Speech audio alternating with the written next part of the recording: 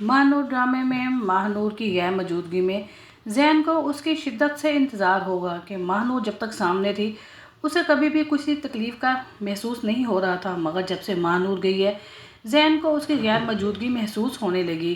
زین کی آنکھوں میں آنسو آنے لگے تھے کہ ماہنور پتہ نہیں کہاں پر اور کس حال میں ہوگی۔ اسی وجہ سے زین بہت زیادہ پریشان تھا۔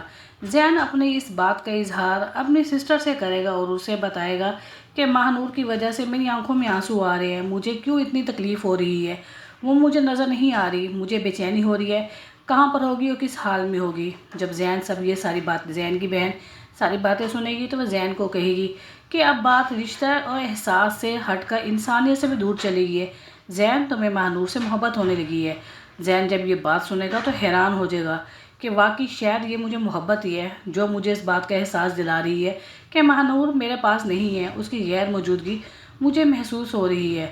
دوسری طرف مہوش کو اس بات سے اب بہت زیادہ اور بھی تکلیف ہوگی کیونکہ وہ جان چکی ہے کہ زین کو ماہنور سے محبت ہو چکی ہے، اسی وجہ سے اب مہوش کو غصہ آئے گا۔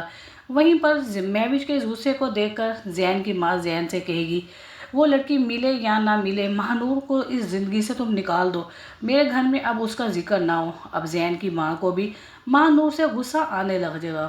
دوسری طرف ماہنور جس گنڈوں نے اسے اٹھایا تھا اسی گنڈوں سے اپنی جان چھڑا کر وہیں سے بھاگ نکلی۔ جیسے ہی رات کے اندھیرے میں سڑک پر ماہنور بھاگ رہی ہوگی زین بھی اسے پاگلوں کی طرح ڈھونڈ رہا ہے، لیکن زین کا اور ماہنور کا آمنا سامنا ہو جائے گا اور ماہنور زین کو مل جائے گی۔ وہیں پر ماہنور سارا واقعہ بتا دے گی کہ اسے اغوا کرنے والا کوئی اور نہیں مہوش ہی ہے۔ یہ سن کر زین حیران ہو جائے گا۔